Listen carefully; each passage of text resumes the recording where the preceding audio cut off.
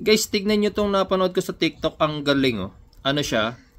Tire inflator siya na may kasama na siyang car jump starter. So 2-in-1 na siya. Actually 3-in-1 pala. Meron na rin yata itong SOS light. Okay, so ang gagawin ko ngayon guys, i-review natin itong product na to. Pero syempre, kailangan ko muna siyang hanapin sa Lazada. Tapos o-order muna ako. Tapos kapag nagawa ko na siya ng review, panoorin nyo kung effective. Kung gusto nyo bumili, ilalagay ko yung product link sa video description tsaka sa. So ito guys, naghahanap na ako sa Lazada ng jump starter na may kasamang tire inflator. Kaso wala akong makita yung kamuka nung nasa video. Pero ito, meron ako nakitang isa. Medyo maganda yung reviews niya. Tapos ang dami niyang sold items. 2899 daw. Okay. 2899. Okay, so order ko muna to. Add to cart natin yan. Tapos hintayin natin dumating. Ayan, na-order ko na. Ayan. Uy! Ang bilis ha. Ganun kabilis mag-order ngayon ha. Pagka-order, dumarating ka agad ha. Buksan muna natin. Tingnan natin kung ito nga yun. Ito yung order ko. Ayan. Tingnan natin. Ang bilis ha. Ayos ha. Kakapindot ko pa lang. Dumating na agad ha. Ayos ka rin Lazada. Yun. So mukha naman kamuka. Mukha naman kamuka no.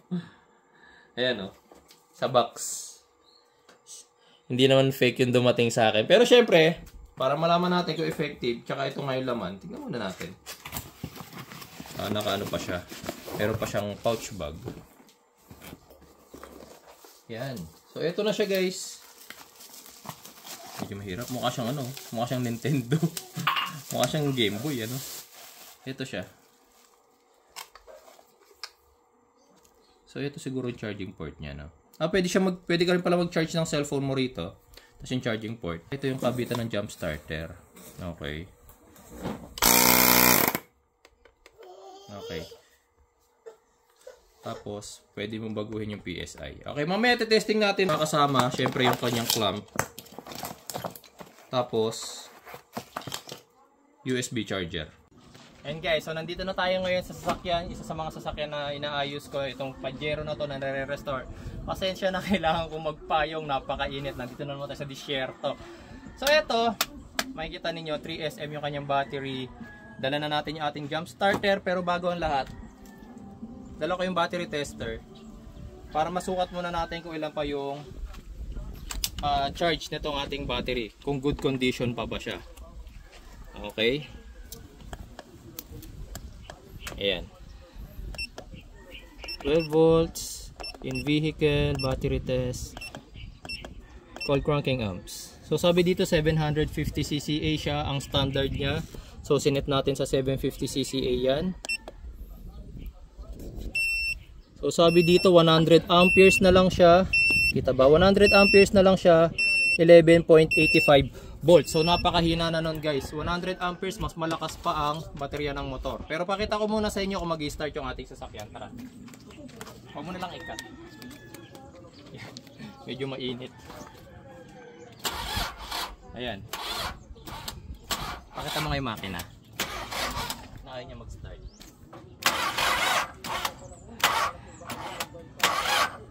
Okay. So ayaw niya. Ngayon, para makita natin kung effective yung ating jump starter, ito na. Unahin na natin gamitin siya sa pag jump start kasi mamaya matesting natin siya sa inflator. Tapos malobat siya, hindi na natin masubukan yung jump starting ability niya. So dito lang ikinokonekta yan guys. Kunin nyo lang tong jumper cable. Tapos positive. Syempre sa positive ng battery. Kapit natin na maayos. Para okay na ba? Yan. Kailangan may kabit siya ng maayos Ayan. Tapos negative.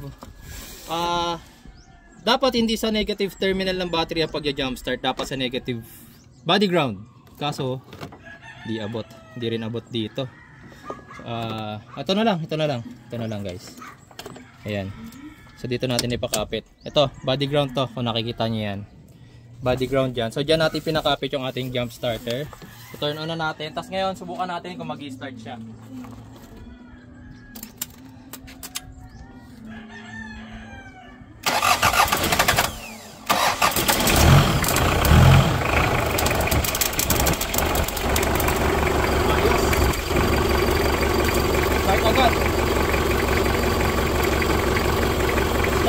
ating sasakyan.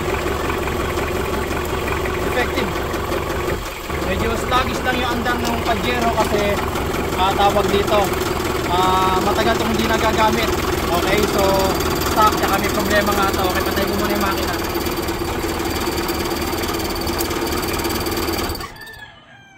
Yan.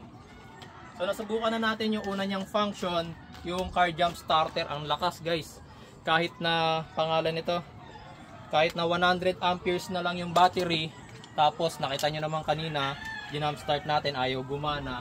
Pero ngayon ganun kadali lang niya napastart yung ating makina na matagal ding nakatenga. Dahil nasubukan na natin yung kanyang jump starting ability at kayang-kaya niya, ngayon naman guys mag-inflate na tayo. So ito, makikita ninyo dapang-dapa yung ating gulong. Makikita ninyo Pajero to, SUV, so mabigat ang kahan nito. Okay, so gagawin natin ngayon, syempre kunin muna natin yung kanyang hose, tapos i-connecta na natin dito. Yan, tignan na rin natin kung ilang percent yung natira. 45%, so sana kaya pa niya mag-inflate, no? 45%.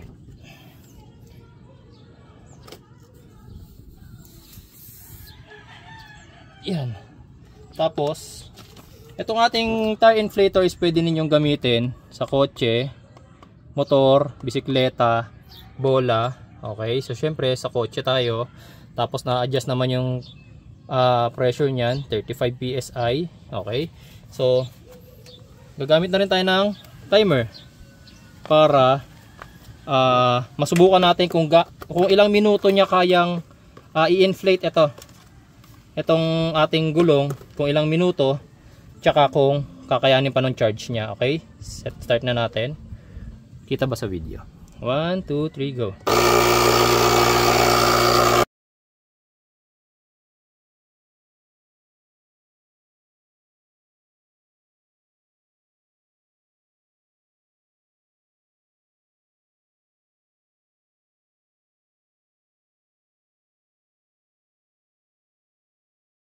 So ito, makikita ninyo tumigil na siya at 34 PSI.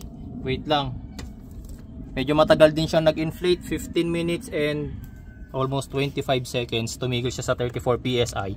Pero makikita nyo kanina dapang-dapa yung gulong na yan, pero ngayon nakatayo na. Okay, so ngayon tignan natin, meron pa siyang 25% na natira. Tapos nagawa na natin yung dalawang importanteng bagay na kailangan niyang gawin, yung jump starting kanina, tapos ngayon nag-inflate tayo ng gulong. Siya nga pala, meron pa tong ibang function kagaya ng flashlight. Didiinan mo lang to, ayan, makikita nyo umilaw na. Pwede ring SOS, yan yung nagbi-blink-blink na ganyan. Tapos meron pa yung isa, ayan o. O ito yata yung SOS. Okay, I don't know kung para saan yung gantong klase ng ilaw, okay? Pinipindot ko lang to, itong malaki na to. Tapos kapag kailangan nyo rin syempre ng cellphone charger, ayan, meron siyang cellphone charger dito. So effective itong ating nabili na 3-in-1 car jump starter with tire inflator and cellphone charger. Diba? Ang galing. Okay, so sa mga magtatanong saan ko nabili itong car jump starter na to, since effective, ilalagay ko yung product link sa video description tsaka sa pin comments. I-click nyo na lang guys kasi marami nagbebenta nito sa Lazada and Shopee. Mamaya makabili kayo sa hindi kagaya ng binilhan ko, at least ito nasubukan ko na, diba?